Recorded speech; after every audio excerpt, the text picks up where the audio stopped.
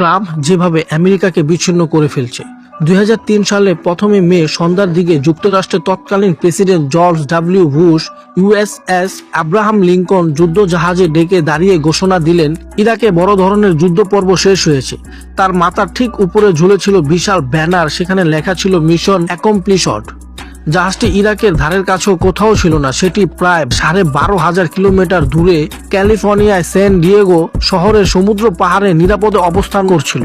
টেলিভিশনের পর্দায় আর সংবাদপত্রের পাতায় দিনের পর দিন মিশন অ্যাকমপ্লিশড দেখা হলেও বাস্তবতা ছিল ভিন্ন। অতিরিক্ত শক্তির প্রদর্শন আর বিজয় উল্লাস বড় ধরনের যুদ্ধ বন্ধ করতে পেরেছিল, কিন্তু এই ঘোষণা ইরাকের নিরাপত্তা আর দীর্ঘ মেয়াদে যুক্তরাষ্ট্রের বৈধতা নিশ্চিত করতে পারেনি। বুশের এই নাটকীয় ভাষণের পর শুরু থেকে বিদ্রোহ আর আঞ্চলিক অস্থিরতা। যুক্তরাষ্ট্রের জন্য এটা ছিল বড় ধরনের একটা শিক্ষা। এই শিক্ষা বার্তা প্রেসিডেন্ট ডোনাল্ড ট্রাম্পের সময় আবারও প্রাসঙ্গিক হয়ে উঠেছে। নিজেকে আয়রন ম্যান হিসেবে প্রতিষ্ঠা করতে গিয়ে তিনি অতিরিক্ত শক্তি প্রয়োগ করছেন, বিভিন্ন দেশ আর ব্যক্তিকে ভয় দেখাচ্ছেন, ব্যবহার করছেন আক্রমণাত্মক ভাষা, অন্যায্য শুল্ক আরোপের মাধ্যমে যুক্তরাষ্ট্রকে অন্য দেশ থেকে বিচ্ছিন্ন করছে। বিশ্বের আমেরিকার অবস্থান ক্রমে ক্ষয় হচ্ছে।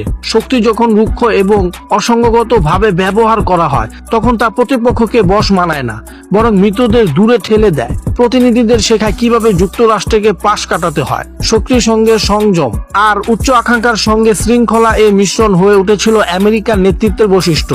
আর সেই ঐতিহাসিক গভীর চাপের মুখে দ্বিতীয় বিশ্বযুদ্ধের পর থেকে মার্কিন নেতৃত্বাধীন বিশ্ব ব্যবস্থা টিকে আছে। ডোনাল্ড ট্রাম্প নীতি তা থেকে সরে যাওয়ার প্রতিক্রিয়া রয়েছে। পরিহাস হলো আমেরিকার ফার্স্ট নামে প্রচারিত এসব নীতি শেষ পর্যন্ত আমেরিকাকে গুরুত্বপূর্ণ কমিয়ে দিতে পারে।